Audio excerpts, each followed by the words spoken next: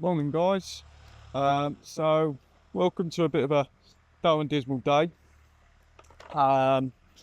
Just want to show you a few things, what we're going to do today. We're working on a cleared plot that we've recently had all the timber taken out by the folder who was busy here over the weekend. So yeah, we've got a nice big ash here that we're just going to pop out and we're going to send it in over there somewhere. No real worries about it hitting anything or anything like that. It's a nice clear open space. Going to be a pretty straightforward fell, standard gob cut back cut. Probably put a high lift in the back just to give it a little bit of persuasion. She's slightly weighted on that side anyway, so really shouldn't have any trouble there. But yeah, that's what we're going to do. So we'll show you about it, and yeah, we'll catch up with you later in the video.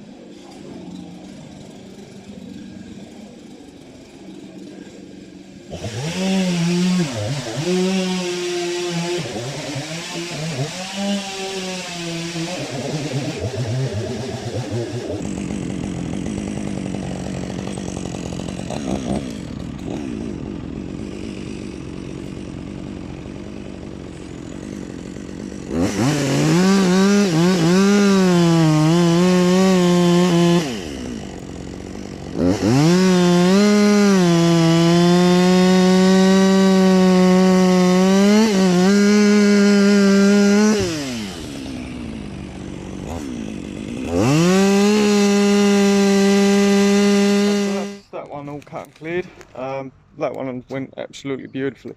Fell exactly perfectly where we wanted to. Nice sized tree, got nice bit of product off it. So she's all been cross cut. Ford has come in and cleared out. So now we've got this little area here. This is the old stump. So she was a fair size, probably about 3 foot. obviously it's not completely circular, but the widest point was about 3 foot. She's probably about 25 meters high, so not too huge, but she was big enough. So yeah, now that one's out of the way, there's a couple more in this little area now that she's gone that we can actually fold in. So they're the ones that we're going to concentrate on now. So yeah, we're going to get at that and see how we get on. Okay, so we found our next volunteer. It's going to be this one here. So as you can see, she's already lost. There was another limb that came off out this way that subsequently is broken away. It actually lays over in this pile of brush somewhere. So that's the next one that we're going to take. There's a nice little clearing for it to go out into. There's a little bit of hazel surrounding it that you might have just possibly seen that needs to come out before we fold her down. That's going to be the next one that we're going to go for. So we'll get this understory clear. We'll get the hazel out, coppice that off, and yeah, and then we'll attack it.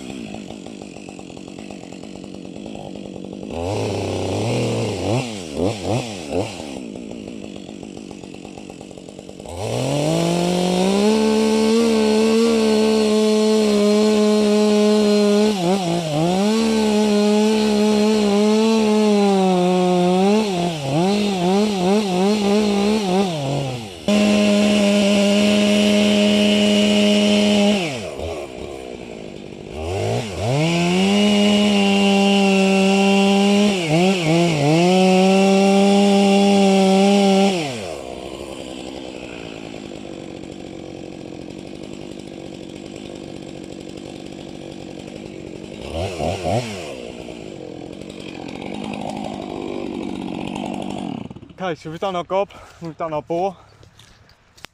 Just show you quickly what we've done. So there's our gob, and then what we've done is we've bored right through to the back of the tree, just there. So now what we'll do is we'll come in with our back cut, we'll follow that line, and we'll literally follow it all the way through to the gob, leaving about sort of 1.5 inch hinge. Yeah, so that's what we'll do. We'll show you that, and then I'll show you the stump afterwards and go through it then.